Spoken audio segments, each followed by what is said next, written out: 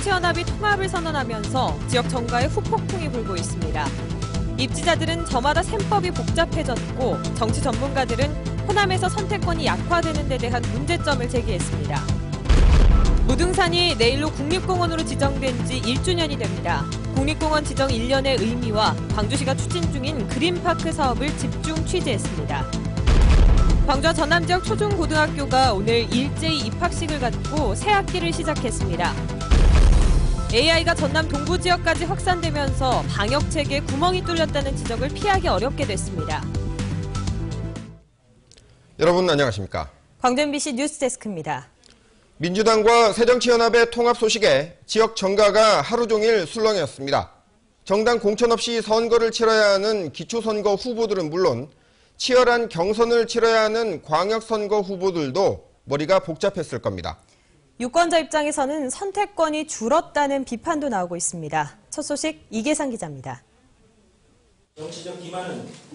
민주당과 새정치연합이 협상 테이블에서 전격적으로 합의한 사항이 기초선거 무공천 원칙입니다. 이 때문에 기초선거에 나서는 후보들은 어떤 식으로든 인지도를 높여야 하는 숙제를 떠안게 됐습니다. 현직 단체장이 출마하는 선거의 경우 도전하는 후보들의 걱정이 클 수밖에 없습니다. 후보 난립에 따라서 현직자에게 절대적으로 유리한 그런 다소 불합리한 문제를 안고 있는 제도라는 점에서 합리적인 보완 대책이 필요합니다. 이런 과정에서 일부 후보들은 합리적인 틀을 마련해 단일화해야 한다는 움직임을 보이고 있습니다. 후보자들끼리 연석 회의를 통해 공정한 룰을 만들어가는 계기를 마련해야 할 것으로 봅니다. 뚜렷한 공천 룰이 정해지지 않은 광역단체장 선거의 경우 특히 호남권에서 초미의 관심사가 됐습니다. 통합신당 창당 선언으로 인해 일당 독주 체제가 다시 되살아나면서 당내 후보를 뽑는 경선전이 본 투표보다 더 중요해졌기 때문입니다. 이번 통합 협상 과정에서 당원보다 시민 여론조사 반영 비율이 높아질 것으로 전망되고 있지만 시민들이 투표를 통해서 선택할 수 있는 폭은 좁아질 수밖에 없습니다. 또 광주 전남북 단체장 선거 3곳 가운데 1곳 정도는 전략 공천이 이루어질 수 있다는 전망도 나오고 있습니다. 호남 지역에서 민주당이 장기간 지방의회와 지방 단체장을 독점을 해왔는데 거기에 대해서 일정한 변화를 줄 수 있다. 그런 차원에서 전략 공천이 필요하다. 이달 말까지 통합신당 창당 준비 작업이 진행되는 동안 지방선거 입지자들은 안개 속에서 고민이 깊어지게 됐습니다. MBC 뉴스 이계상입니다. 두 정치 세력의 통합이 갖는 의미와 앞으로의 지역 정치 전망에 대해 전문가 모셔서 얘기 나눠보겠습니다. 호남대 심연수 교수 나오셨습니다. 안녕하십니까? 안녕하십니까? 네. 한쪽에서는 정치 개혁이다 이러고 있고요. 또 다른 쪽에서는 정치 야합이다 이런 말이 나오고 있습니다. 어떻게 보는 게 바람직한 건가요? 한쪽에서는 좋은 표현이고 다른 쪽은 별로 좋지 않은, 탐탁지 않다는 말씀인데 지난 대통령 선거 이후에 안철수 현상이라는 것은 한국 정책에 상당히 중대한 문제였습니다. 그런데 안철수 현상을 지역에 있어서는 실질적으로 그것을 흡수하지 못하고 지난 대선에서의 어떤 지역민의 상당한 정치적인 박탈감을 가져오는 측면이 있었거든요.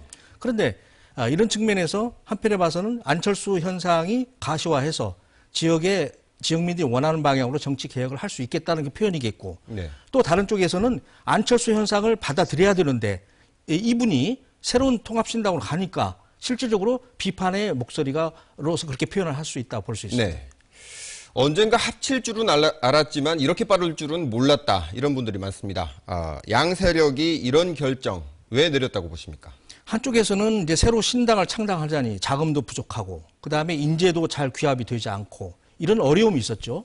또 다른 쪽에서는 민주당 쪽에서는 이거 지역의 민심도 분열되고 전국적으로도 판세가 이상해지고 그렇기 때문에 양쪽을 다 합쳐서 파국으로 가는 정치 상황을 규합해서 새로운 정치적 에너지를 만들어보자라는 것이 이번 통합의 하나의 그 기치가 아닌가 보여집니다.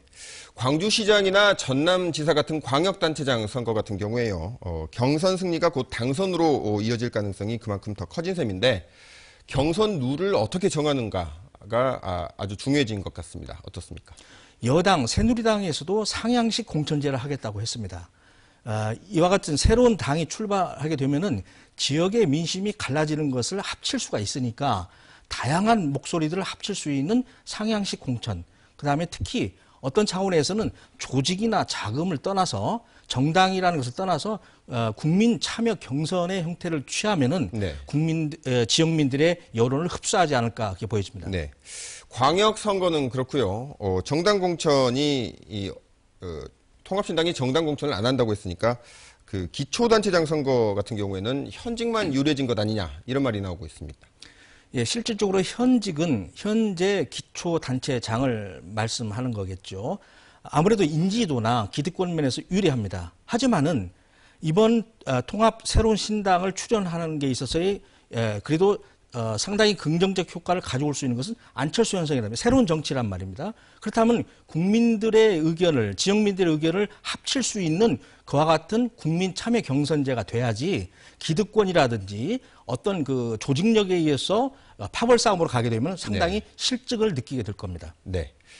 네. 오늘 말씀 감사합니다. 감사합니다.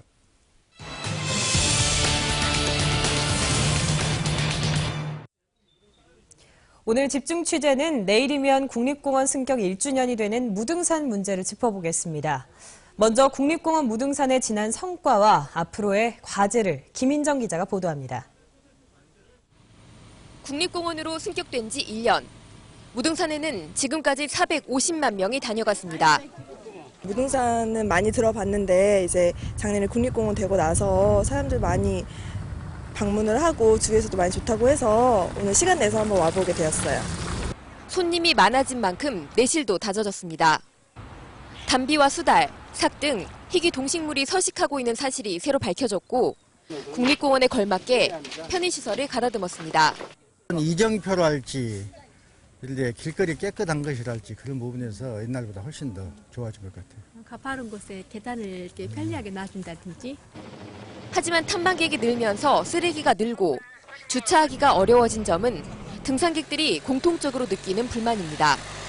버리더라도 낭떠러지에 버린다든지 줍지 못할 곳에 버려가지고 봉사활동 사람들이 굉장히 위험을 느끼면서 이렇게 막 주술 때가 있거든요. 또 73%에 이르는 무등산 사유지 문제와 6개나 되는 통신탑을 정리하는 문제 등이 해결해야 할 과제로 남아 있습니다. 사유지 매입부터 시작해가지고 훼손지 복구부터 전체적인 마스터 플랜을 수립해서 무등산이 건강하고 잘 보존되도록 이렇게 관리해 나갈 계획입니다. 지난 1년간 정비 작업을 하며 국립공원에 초석을 다졌던 무등산. 생태보존과 탐방객 유치라는 양립하기 힘든 두 가지 목표 안에서 어떻게 균형을 잡아갈지 지켜볼 일입니다. MBC 뉴스 김인정입니다. 네, 이렇게 탐방객은 늘었다지만 찾는 사람이 는 만큼 지역 경제에는 돌아오는 게 별로 없다는 게 광주시의 고민인데 무등산의 관광시설 확충이 추진되고 있습니다. 계속해서 정우욱 기자입니다. 지난해 전국 21개 국립공원 가운데 북한산과 한려해상에 이어 세 번째로 탐방객 수가 많은 무등산 국립공원. 하지만 타 지역의 탐방객들은 산만 오르내리고 떠날 뿐 오랫동안 머물진 않습니다. 주변에 보고 체험할 게 별로 없고 잠잘 때 역시 마땅치 않다는 이유에서입니다. 체험이라든지 이색적인 상품이라든지 혹시 좀 그런 것들을 좀 보셨습니까? 그런 건 못 봤습니다. 뭐 도립공원 우리 803은 비교하면 그건 잘 할 때 있는데 그거는 뭐 예약만 하면 즉각 착 되고 투어 다 해주고 하는데 여기는 그런 게 없더라고요. 외지 관광객들이 단지 스쳐 지나가면서 주변 상가들도 수입 증대에 한계가 있다고 말합니다. 광주를 또 연계해서 구경할 게 별로 없어서 그런지 오랫동안 머무는 것 같진 않아요. 무등산을 찾은 외지인들을 광주에 묶어두기 위한 관광시설 확충이 추진됩니다. 이른바 무등 그린파크 조성 사업. 무등산 인근에서 하룻밤을 묵어갈 수 있도록 야외 음악당이나 온천욕 장소를 만들어 무등산 관광에 광주만의 색깔을 입히겠다는 겁니다. 예상 부지로는 상가가 옮겨질 예정인 원효사 일대가 거론되고 있습니다.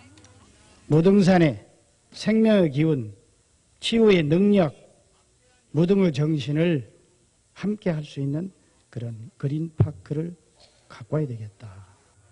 무등산의 브랜드 가치를 높이자는 취지가 담긴 무등 그린파크 조성 사업. 하지만 환경단체협의나 시민 의견 반영 등 사업 계획을 짜는 데만 1년 이상이 걸릴 것으로 보여 사업 실행은 앞으로 수년 뒤에나 가능할 것으로 예상됩니다. MBC 뉴스 정용욱입니다. 광주 지역 초, 중, 고등학교들이 오늘 입학식을 갖고 새 학기를 시작했습니다. 광주 지역 초등학교에는 15,000여 명이 신입생으로 입학했고 중학교에는 18,000여 명, 고등학교에는 2만여 명이 입학했습니다. 광주 선운중에서는 신입생들에게 책을 선물하고 책 구절을 낭독하는 이색 입학식을 열었고 다른 학교에서도 교사와 재학생들이 신입생을 따뜻하게 맞았습니다. 남부대와 조선대 등 일부 대학들도 오늘 입학식을 갖고 학사 일정을 시작했습니다.